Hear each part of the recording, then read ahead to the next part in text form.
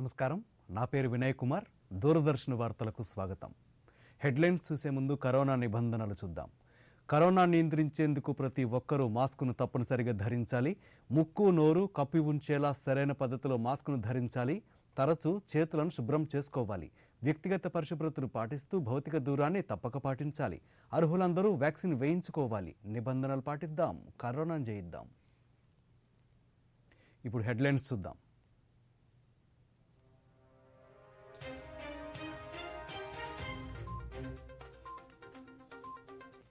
వారణాసిలో నెల రోజుల పాటు సాగే కాశీ తమిళ సంగమాన్ని ప్రారంభించిన ప్రధాని, అమృత్ కాలంలో ఈ సంగమం జాతీయ సమైక్యతకు వేదికగా నిలుస్తోందన్న మోదీ.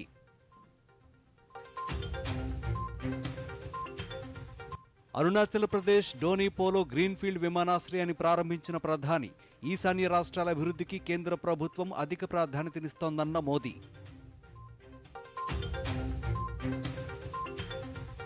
ఆయుర్వేద వైద్యాన్ని రాష్ట్ర ప్రభుత్వం నిర్లక్ష్యం చేస్తోందన్న బీజేపీ రాష్ట్ర అధ్యక్షులు, కేంద్రం నుంచి నిధులకు అవకాశాలున్నప్పటికీ రాష్ట్ర ప్రభుత్వం నిర్లక్ష్యంగా వ్యవహరిస్తోందన్న సోము వీర్రాజు.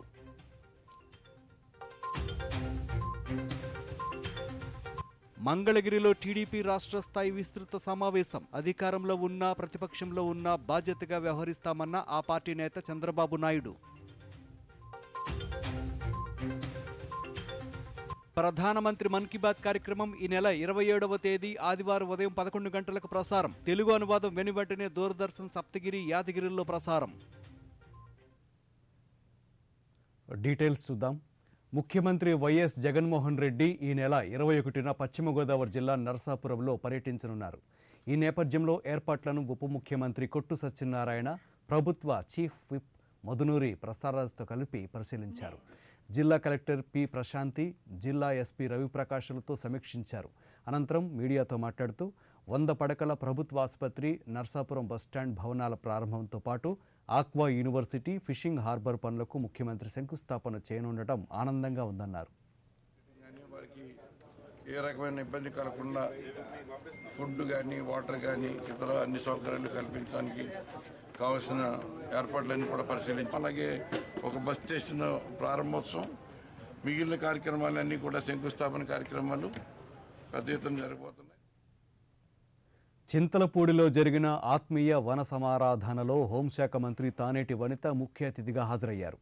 ఎమ్మెల్యే ఎలిజా ఆధ్వర్యంలో జరిగిన వన భోజనాల కార్యక్రమంలో Bapatla MP Nandigam Suresh, SC commission chairperson Victor Prasad, ప్రభుత్వ సామాజిక న్యాయ సలహాదారులు జూపూడి ప్రభాకర్తో పాటు పలువురు పాల్గొన్నారు.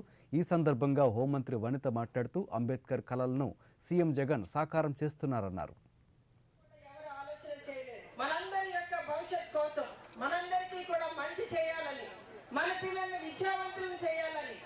మనందరినీ కూడా ఆర్థికంగా బలపరచాలని నిర్ణయం తీసుకుంటున్న ఏకైక ముఖ్యమంత్రి మన జగనన్న.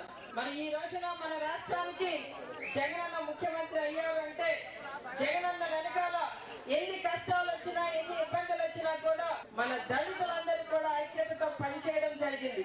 మనం 19లో ఏ విధంగా జగనన్నని కష్టపడి పనిచేసి ఈ రాష్ట్రానికి ముఖ్యమంత్రిని చేసుకున్నామో, రాబోయే రోజుల్లో కూడా ఈ చక్కటి పాలన జగనన్నని ఆస్వాదించాలని మీ నియోజకవర్గం నుండి, మీ చింతలపూడి నియోజకవర్గం నుండి మళ్ళీ శాసనసభ్యుడిగా అన్నదాతల అవసరాలను తీర్చడంలో జాతీయ బ్యాంకుల కంటే ప్రాథమిక వ్యవసాయ సహకార పరపతి సంఘాలు ముందు వరుసలో ఉన్నాయన్నారు డాక్టర్ బిఆర్ అంబేద్కర్ కోనసీమ జిల్లా కలెక్టర్ హిమాంశు శుక్లా. అల్లవరం మండలం దేవగుప్తం ప్రాథమిక వ్యవసాయ సహకార సంఘం ఆధ్వర్యంలో నిర్వహించిన అఖిల భారత సహకార వారోత్సవాల్లో పార్లమెంట్ సభ్యురాలు చింతా అనురాధ్తో కలిసి పాల్గొన్నారు. ఈ సందర్భంగా సేద్యంలో డ్రోన్ సాంకేతిక పరిజ్ఞాన ఆవశ్యకతపై అవగాహన కల్పించారు. సకాలంలో పంట రుణాలు ఇవ్వడం, ధాన్యం కొనుగోలు, ఎరువులు, పురుగుమందుల విక్రయాల్లో పిఏఎస్ఎస్ల పాత్ర ఎనలేందన్నారు. రైతు బాగుంటేనే రాష్ట్రం అన్ని విధాలా పురోగమిస్తుందని ఎంపీ అనురాధ అన్నారు. ట్రాన్స్పరెన్సీ మోడ్లో వాళ్ళు రన్ చేస్తే ప్రతి ఒక్క రైతు కూడా లబ్ధి చెందుతారనేది వీరి ముఖ్య ఉద్దేశం. గుంటూరు నగర పరిధి చుట్టుగుంటలో నూతనంగా ఏర్పాటు చేసిన పోలీస్ అవుట్ పోస్ట్ను అర్బన్ ఎస్పీ ఆరిఫ్ హఫీజ్ ప్రారంభించారు. పోలీస్ అవుట్ పోస్టుల సంఖ్య పెంచడం ద్వారా నేరాలను నియంత్రించే దిశగా పోలీస్ శాఖ అడుగులు వేస్తోందని ఆయన అన్నారు. నగరంలో కీలక ప్రాంతాల్లో ప్రత్యేక పోలీస్ అవుట్ పోస్ట్ ఏర్పాటుతో సంఘ విద్రోహ శక్తుల కదలికలు తగ్గాయని అన్నారు.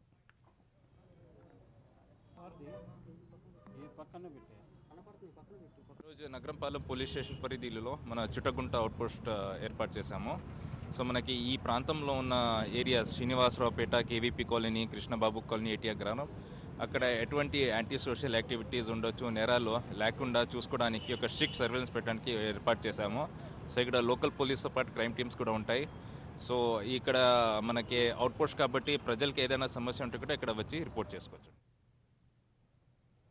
రాష్ట్రాల మధ్య ఉన్న భాషా ప్రాతిపదిక వివక్షను రూపుమాపి ఐక్యతా భావంతో మెలగాలని ప్రధాని నరేంద్ర మోదీ దేశ ప్రజలకు పిలుపునిచ్చారు. వారణాసిలో నెల రోజులు సాగే కాశీ తమిళ సంగమాన్ని ఈరోజు ఆయన ప్రారంభించారు. ఈ సందర్భంగా మాట్లాడుతూ నదీ నదాలు, ప్రదేశాలు, సంస్కృతి, తత్వశాస్త్రాల సమ్మేళనంలో దేశానికి గొప్ప చరిత్ర ఉందని, ఈ సంప్రదాయాన్ని కాశీ తమిళ సంగమం కొనసాగిస్తుందని ఆకాంక్షించారు. ఆజాదీ కా అమృత్ మహోత్సవ్ తరుణంలో ఈ సంగమం జాతీయ సమైక్యతకు వేదికగా నిలుస్తుందని అభివర్ణించారు. అంతకుముందు జరిగిన ప్రారంభోత్సవ వేడుకలో ఇళయరాజా గాత్రంతో పాటు సాంస్కృతిక ప్రదర్శనలు ఆహూతులను అలరించాయి.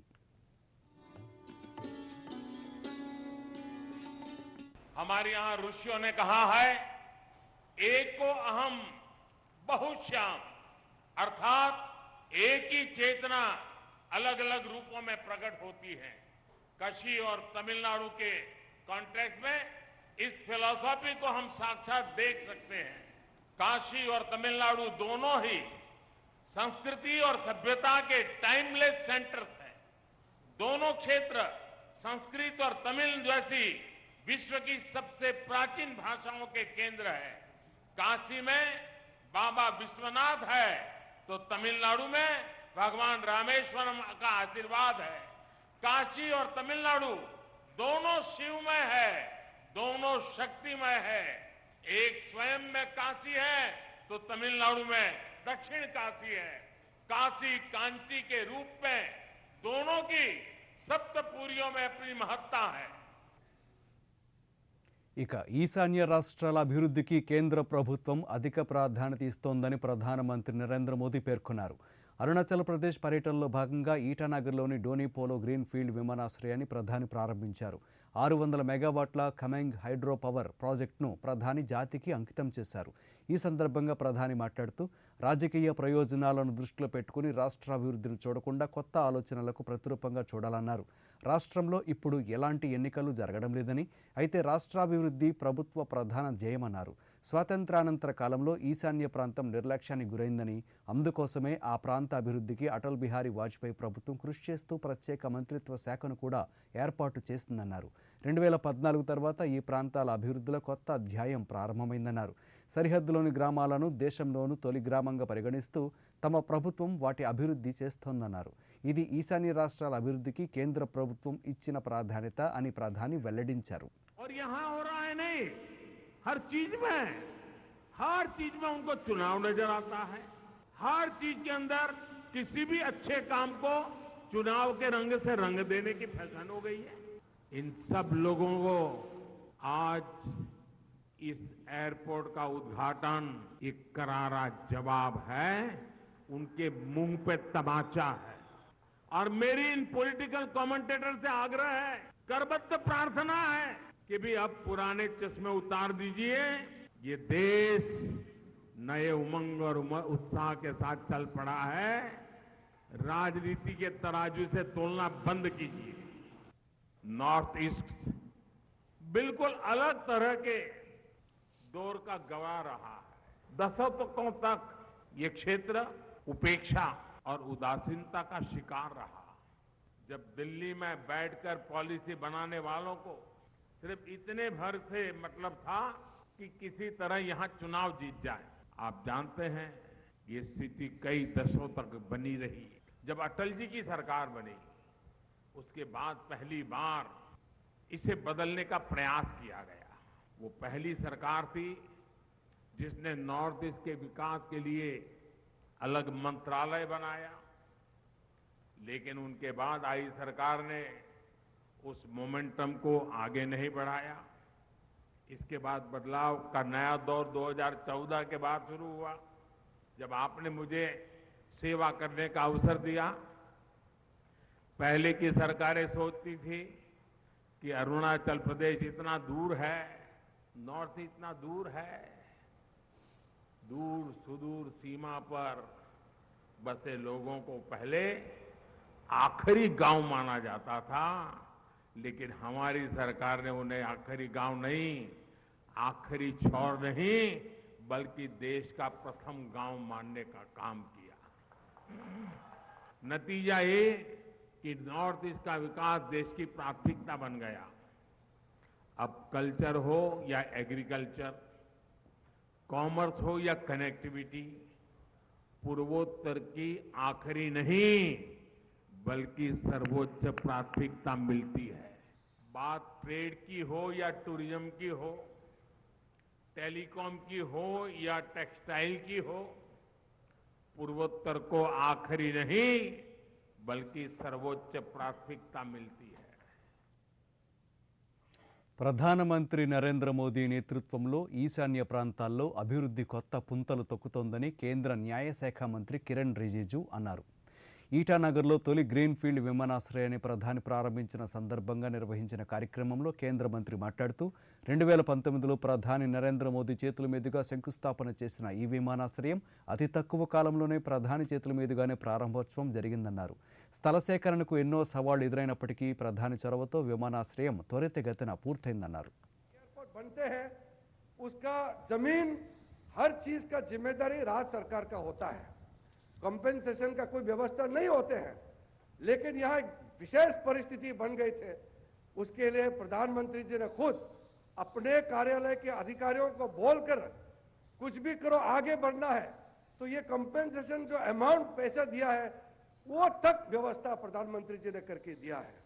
तब जाकर के आज ये एयरपोर्ट हमारे सामने में बन के आज खड़े हो गए हैं।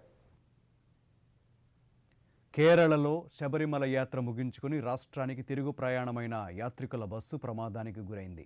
ఏలూరు మండలం మాదేపల్లికి చెందిన భక్తుల బృందం మొత్తం 2 బస్సుల్లో 84 మంది శబరిమల యాత్రకు వెళ్లారు. ఈ బస్సులు తిరిగి వస్తున్న సమయంలో ఈ ఉదయం 8 గంటల ప్రాంతంలో పతనంతిట్ట వద్ద ఒక బస్సు ప్రమాదానికి గురైంది. ప్రమాదానికి గురైన బస్సులో 44 మంది ప్రయాణిస్తున్నారు. వారిలో 18 మంది గాయపడగా వారిని కొట్టాయం మెడికల్ కళాశాల ఆసుపత్రికి తరలించి చికిత్స అందిస్తున్నారు. వారిలో 2 తీవ్రంగా గాయపడినట్లు అధికారులు వెల్లడించారు. ఘటనపై ముఖ్యమంత్రి జగన్మోహన్ రెడ్డి ఆరా తీశారు. క్షతగాత్రులకు మెరుగైన వైద్యం అందించాలని ఆదేశించారు. యాత్రికులకు తగిన సౌకర్యాలు కల్పించాలని, వారికి సరైన సహాయం అందేలా చూడాలని సూచించారు. మిగిలిన వారికి వసతి, భోజన సదుపాయాలను అధికారులు ఏర్పాటు చేస్తున్నారు. పతనంతిట్ట జిల్లా కలెక్టర్తో పరిస్థితిని ఎప్పటికప్పుడు పర్యవేక్షించి తగిన చర్యలు తీసుకుంటున్నట్లు అధికారులు ముఖ్యమంత్రికి వివరించారు.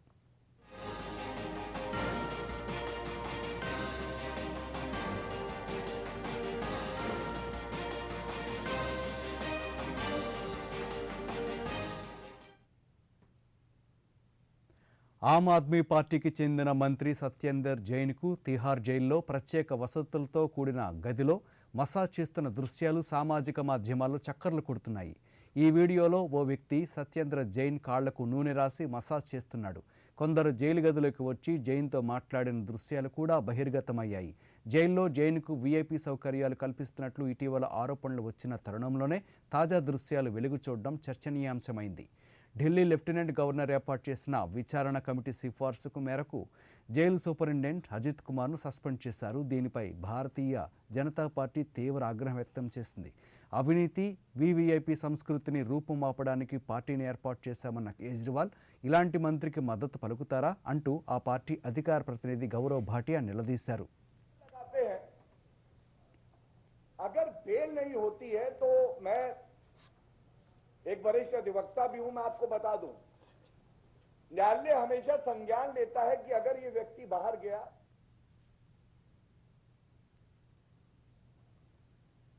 ఇప్పుడు ఒక షార్ట్ బ్రేక్ తీసుకుందాం. త్వరగా కానీ గురు, ప్లీజ్ త్వరగా. ఇంకో మ్యాచ్ ఏదైనా ఉందా? అలాంటిదే అనుకో గురు, బ్యాంక్ వెళ్ళాలి తాతగారిని తీసుకుని. అవును కదా, వయసు అయిపోయినప్పుడు అప్పుడప్పుడు సహాయం కావాలి మరి. కానీ బ్యాంకింగ్ కాదు. అయినా గానీ ఆర్బీఐ ఉంటుంది, సీనియర్ సిటిజన్స్ అందరికంటే ముందని. మీరు 70 ఏళ్లు నిండిన వారైనా, మీరు బ్యాంకుకి వెళ్ళలేకపోయినా బ్యాంకు మీ దగ్గరికి వస్తుంది అవసరమైన సేవలతో, అది యోగ్యమైన ధరలకి. సీనియర్ అందరికన్నా ముందు. ఆర్బీఐ అంటుంది, విషయాలు తెలుసుకోండి, జాగరూకంగా ఉండండి.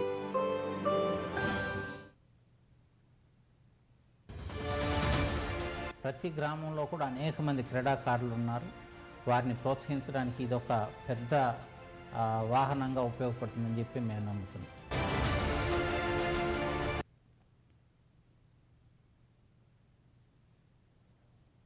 Welcome back.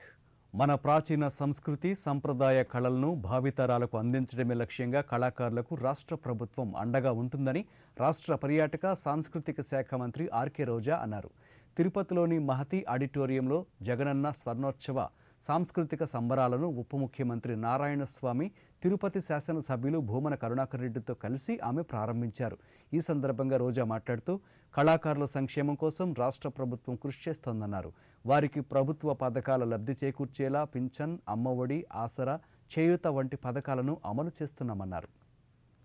మన సంస్కృతి సాంప్రదాయాల్ని భవిష్యత్ తరాలకి అందించాలి.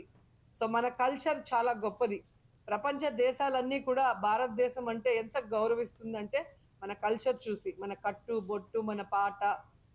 అలాగే రాజమండ్రి జోన్లో 29, 30 డిసెంబర్ 1, అలాగే వైజాగ్ జోన్లో 7th, 8th, 9th and finals విజయవాడలో 19th, 20 డిసెంబర్. అండ్ భవిష్యత్తులో కూడా ఈ కళాకార కుటుంబాల్ని సంక్షేమ పథకాలతో ఆశీర్వదించిన సంక్షేమ సామ్రాట్ మా జగన్మోహన్ రెడ్డి గారి అన్ని గొప్ప గొప్ప కార్యక్రమాల్ని ఈరోజు జగన్మోహన్ రెడ్డి గారు అన్ని కులాలు, అన్ని మతాలు, అన్ని కల్చర్స్ ని గౌరవిస్తున్నారు. మా ద్వారా ఈరోజు మాకు ఆ శాఖ ఇచ్చి ఇటు క్రీడాకారులకి, అటు కళారంగానికి, ఇటు మన టూరిజానికి, సో అన్ని రకాలుగా ఈ రాష్ట్రంలో ఉన్న ఈ గొప్ప గొప్ప విషయాల్ని బయటికి తీసి మళ్ళీ ప్రజలందరికీ కూడా భావితరాలకు అందించే విధంగా తీసుకెళ్తున్నాం. ఆయుర్వేద వైద్యాన్ని రాష్ట్ర ప్రభుత్వం నిర్లక్ష్యం చేస్తుందని బీజేపీ రాష్ట్ర అధ్యక్షులు సోము వీర్రాజు ఆగ్రహం వ్యక్తం చేశారు. ఆయుష్ శాఖను నిర్వీర్యం చేస్తున్నారన్నారు. కేంద్రం నుంచి నిధులకు అవకాశాలు ఉన్నప్పటికీ వినియోగించుకోకపోవడం ప్రభుత్వ నిర్లక్ష్య ధోరణికి నిదర్శనమన్నారు. ఆయా విభాగాల్లో ఖాళీలను ప్రభుత్వం భర్తీ చేయలేకపోతోందన్నారు. రాష్ట్ర ప్రభుత్వ నిర్లక్ష్యానికి నిరసనగా రాజమహేంద్రవరంలో మున్సిపల్ కార్పొరేషన్ ఎదుట ఆయన ఈరోజు నిరసన వ్యక్తం చేశారు. హోమియోపతి, ఆయుష్, యునాని వంటి వైద్య సదుపాయాలను మెరుగుపరచడంలో రాష్ట్ర ప్రభుత్వం విఫలమైందని అన్నారు. నమామి గంగే కార్యక్రమం కింద నదీ జలాలను శుభ్రపరిచేందుకు కేంద్ర ప్రభుత్వం నిధులు విడుదల చేసినప్పటికీ రాష్ట్ర ప్రభుత్వం ఎలాంటి పనులను చేయకుండా నిర్లక్ష్యంగా వ్యవహరిస్తోందన్నారు. దీని కారణంగా గోదావరి నది కలుషితమవుతోందని ఆయన ఆగ్రహం వ్యక్తం చేశారు. గోదావరి ప్రక్షాళనకు తక్షణమే చర్యలు చేపట్టాలని డిమాండ్ చేశారు.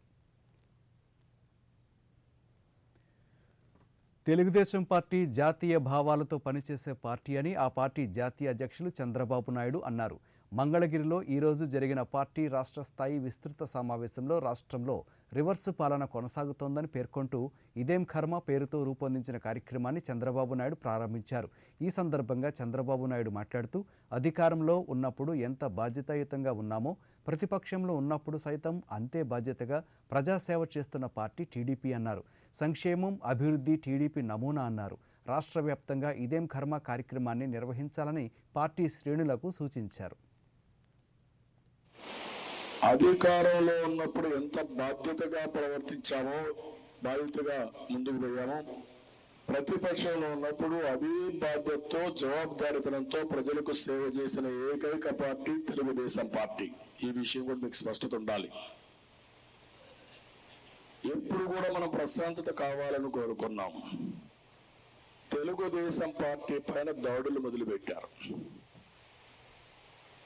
అది అచ్చెన్నాయుడుతో మొదలుపెట్టిన దాడి. అక్కడి నుంచి అనేక సీనియర్ లీడర్స్ అందరిని అరెస్టులు చేయడం మొదలుకొని, ఎవరైనా సోషల్ మీడియాలో పెడితే వాళ్ళు కూడా అరెస్ట్ చేసి లోపలేసే పరిస్థితి వచ్చి, అక్కడి నుంచి లీగల్ గా కూడా పోరాడుతూ కడాన సోషల్ మీడియాలో వచ్చిన కేసులు, సుప్రీంకోర్టు ఆర్డర్స్ అవన్నీ తీసుకొని, స్ఫూర్తిని తీసుకొని మనం పోరాడితే, కడాన ఒక మెజిస్ట్రేట్ పైన కూడా ఎవరైతే ఇలాంటివి ఇమ్మీడియట్ గా కరెక్ట్ గా జడ్జిమెంట్ ఎవరైనా హైకోర్టు ద్వారా ఎంక్వైరీ చేయించే పరిస్థితికి వచ్చినప్పుడు అది ఆపే పరిస్థితికి వచ్చాం. అవి ఆపాం కానీ, అరెస్ట్లో ఆపాం కానీ 41A నోటీస్ ఇచ్చిన కేసులు రాత్రిపూట అరెస్ట్ చేసి పోలీస్ స్టేషన్లో పెట్టి భయభ్రాంతులు చేసి పోలీస్ టార్చర్ చేసి ఎక్కడికక్కడ మామూలుగా కాదు 50 మంది పోలీసులు రావడం, రాత్రుల్లో టార్చర్ చేయడం, నేను నా జీవితంలో ఎప్పుడూ వినలేదు ఇవన్నీ కూడా. 5 ఏళ్ల పాటు అధికారంలో ఉండి ఇటు ప్రజా సంక్షేమం అటు రాజధానిని పట్టించుకొని తెలుగుదేశం పార్టీ జాతీయ అధ్యక్షులు చంద్రబాబు నాయుడు నేడు రాజధాని గురించి మాట్లాడడం విడ్డూరంగా ఉందని రాష్ట్ర సాంఘిక సంక్షేమ శాఖ మంత్రి మేరుగ నాగార్జున అన్నారు. విశాఖలో ఈరోజు ఆయన మీడియాతో మాట్లాడుతూ ప్రజల సంక్షేమం అభివృద్ధి కోసం నిరంతరం కృషి చేస్తున్న ముఖ్యమంత్రి జగన్మోహన్ రెడ్డిని విమర్శించే హక్కు చంద్రబాబుకు లేదన్నారు.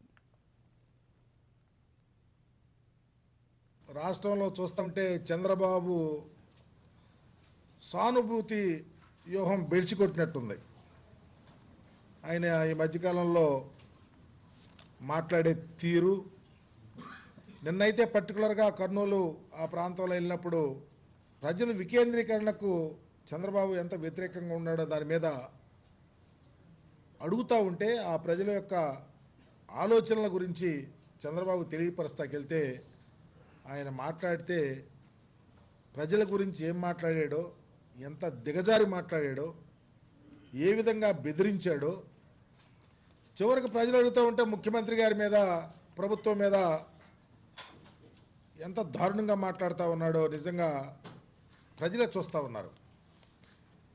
ఒక ప్రక్క ముఖ్యమంత్రి గారు తనదైన ఆలోచనలు ఈ రాష్ట్రంలో ప్రత్యేకంగా 3 ప్రాంతాలు అభివృద్ధి చెందాలని, 3 ప్రాంతాల అభివృద్ధి అవసరమని, భావితరాలకు ఉపయోగం అని చెప్పే ఆలోచనతో ముఖ్యమంత్రి గారు ముందుకెళ్తూ ఉంటే ఈయనేమో గిరిగీసుకొని రాజధాని అదిగో 29 గ్రామాల్లోనే ఉండాలి, వికేంద్రీకరణ వద్దు అని చివరికి ప్రజలను భయపెట్టే స్టేజ్కి వెళ్తున్నాడు.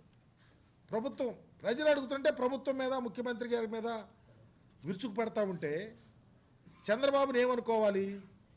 చివరికి ఏమంటున్నాడు? జగన్మోహన్ రెడ్డి గారు ప్రవేశపెట్టే పథకాలు మంచి కాదు. డిసెంబర్ 21వ తేదీన మచిలీపట్నం పోర్టు పనులను ప్రారంభించాలని యోచిస్తున్నట్లు మచిలీపట్నం ఎంపీ బాలశౌరి తెలిపారు. మచిలీపట్నంలో ఈరోజు మీడియాతో మాట్లాడుతూ కేంద్ర ప్రభుత్వం పవర్ ఫైనాన్స్ కార్పొరేషన్ కింద 3,941 కోట్ల రూపాయలను మంజూరు చేసినట్లు చెప్పారు. 2.5 సంవత్సరాల్లో పోర్టు నిర్మాణం పూర్తి చేస్తామన్నారు. ఈ పోర్టు నిర్మాణం పూర్తయితే స్థానికంగా 75% ఉద్యోగాలు యువతకు లభించనున్నాయన్నారు. మచిలీపట్నం పరిసర ప్రాంతాల యువతీ యువకులు వలస వెళ్లాల్సిన అవసరం లేదని ఎంపీ భరోసా ఇచ్చారు. మచిలీపట్నం నుంచి విజయవాడ 6 లైన్ రోడ్ నిర్మాణానికి కేంద్ర ప్రభుత్వం ఆమోదం తెలిపిందన్నారు.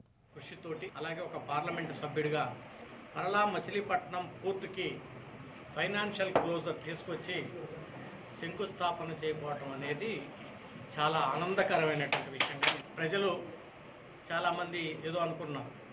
కేంద్ర ప్రభుత్వ నిధులతోటి 3,940 కోట్ల రూపాయలు పవర్ ఫైనాన్స్ కార్పొరేషన్ అనేటువంటి సంస్థ ద్వారా శాంక్షన్ లెటర్ తెచ్చాను అనేటువంటిది మీ అందరికీ చాలా సంతోషంగా తెలియజేస్తాం. ఇది జగన్మోహన్ రెడ్డి గారి యొక్క ఒక మాట ఇస్తే ఏ రకంగా నిలబడతారనేది ఇదే నిదర్శనం అని చెప్పేసి ఈ సందర్భంగా మీకు మనవి చేస్తాం. మాది మాటల ప్రభుత్వం కాదు, ఇది శాతల ప్రభుత్వం. జగన్మోహన్ రెడ్డి గారు శంకుస్థాపన కాదు, పనులు ప్రారంభించమని చెప్పడు. ఈ ప్రాంత ప్రజానికానికి అందరికి కూడా అనేక విధాలుగా కూడా దీని నుంచి వలసలో వెళ్ళాల్సినటువంటి అవసరం ఉండదు. ఇంతకుముందు మనం అనుకునేవాళ్ళం మచిలీపట్నం అనేది ఏం అవకాశాలు లేవు, ఏం ఇండస్ట్రీస్ లేవని. కానీ ఇంత పెద్ద పోర్టు రావటం వల్ల జగన్మోహన్ రెడ్డి గారు తీసుకున్నటువంటి నిర్ణయం 75% స్థానికులకే ఉద్యోగాలు ఇవ్వాలనేటువంటి నిర్ణయం ద్వారా మరొక షార్ట్ బ్రేక్ తీసుకుందాం. ప్రతి గ్రామంలో కూడా అనేక మంది క్రీడాకారులు ఉన్నారు.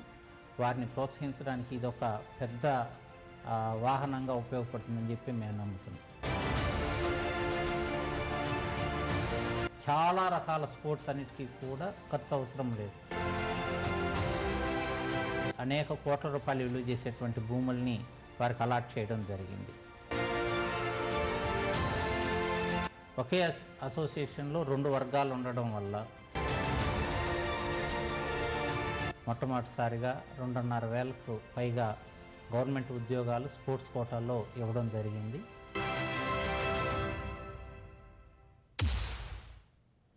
Welcome back. ప్రజాస్వామ్యం, మానవ హక్కులు, ఆర్థిక పురోగతి, ప్రపంచ శాంతికి ఉగ్రవాదం పెనుశాపంగా పరిణమించిందని కేంద్ర హోంశాఖ మంత్రి అమిత్ షా అన్నారు. న్యూఢిల్లీ వేదికగా నో మనీ నో టెర్రర్ 3వ అంతర్జాతీయ సదస్సు ముగింపు సభలో ఆయన పాల్గొన్నారు.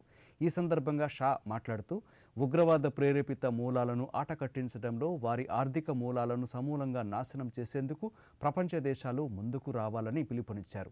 తీవ్రవాద భూతాన్ని తుదముట్టించే యుద్ధంలో ప్రపంచమంతా ఏకతాటిపై నడవాల్సిన అవసరం ఉందని హోంమంత్రి అమిత్ షా నొక్కి వక్కాణించారు.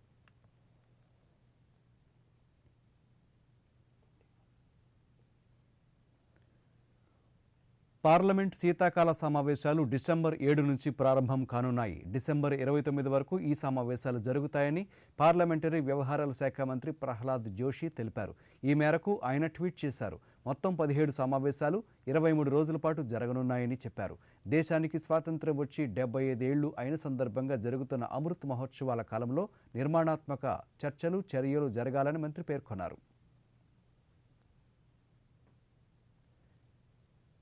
ఈ నెల 20 నుంచి ప్రారంభమయ్యే 53వ భారత్ అంతర్జాతీయ చలనచిత్రోత్సవాలకు గోవా సిద్ధమైంది. తలీగోలోని doctor Shyamaprasad Mukherjee indoor stadium ప్రారంభ వేడుకలకు ముస్తాబైంది. ఈ ఉత్సవాల్లో 79 దేశాల నుంచి 280 చిత్రాలు ప్రదర్శనకు ఎంపికయ్యాయి. కాగా మన దేశం నుంచి 25 చలనచిత్రాలు ఈ జాబితాలో ఉన్నాయి. Government of India. The International Film Festival of India 2022. The largest South Asian film market, appreciating the film cultures of different nations, showcasing India through big screen, interactive workshops and discussions by cinema stalwarts,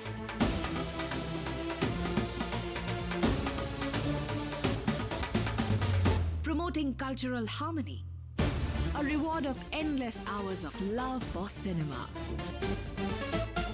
turning the entire city into a stage, nurturing the global cinematic exchange for 70 years. The International Film Festival of India, taking cinema beyond. 3 T20ల సిరీస్లో భాగంగా రేపు mount మాంగనూయిలోని ఓవల్లో Bharat New Zealand మధ్య రెండో match జరగనుంది. ఇప్పటికే November 18న వెల్లింగ్టన్లో జరగాల్సిన తొలి match వర్షం కారణంగా రద్దయింది. తాజాగా ఓవల్లోనూ వరుణుడు వెంటాడుతుండడంతో ఆటకు అనుకూల పరిస్థితులు కనిపించడం లేదు. వాతావరణంలో అనూహ్య మార్పులు జరిగితే కొద్ది ఓవర్ల మ్యాచ్ జరిగే అవకాశాలు ఉన్నాయి. ఈ పర్యటనలో T20 సిరీస్కు హార్దిక్ పాండ్యా, వన్డే సిరీస్కు శిఖర్ ధావన్ టీమిండియాకు నాయకత్వం వహిస్తున్నారు. దక్షిణ బంగాళాఖాతంలో ఏర్పడిన అల్పపీడనంతో పాటు దానికి అనుబంధంగా ఉపరితల ఆవర్తనం కొనసాగుతోంది. ఇది రాగల 24 గంటల్లో వాయుగుండంగా మారే అవకాశం ఉందని అమరావతిలోని వాతావరణ కేంద్రం అధికారులు తెలిపారు. రానున్న 2 రోజుల్లో ఇది పశ్చిమ వాయువ్య దిశగా తమిళనాడు, పుదుచ్చేరి, దక్షిణాంధ్రప్రదేశ్ తీరాల వైపు కొనసాగే అవకాశం ఉందని అధికారులు తెలిపారు. వీటి ప్రభావంతో రాగల 24 గంటల్లో రాష్ట్రంలో 1-2 చోట్ల తేలికపాటి నుంచి ఒక మోస్తరు వర్షాలు కురిసే అవకాశం ఉన్నట్లు అధికారులు తెలిపారు.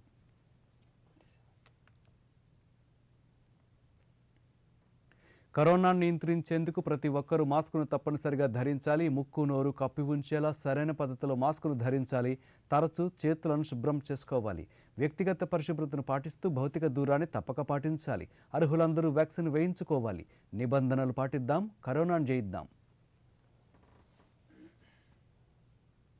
ఈ వార్తలు ఇంతటితో సమాప్తం. నమస్కారం.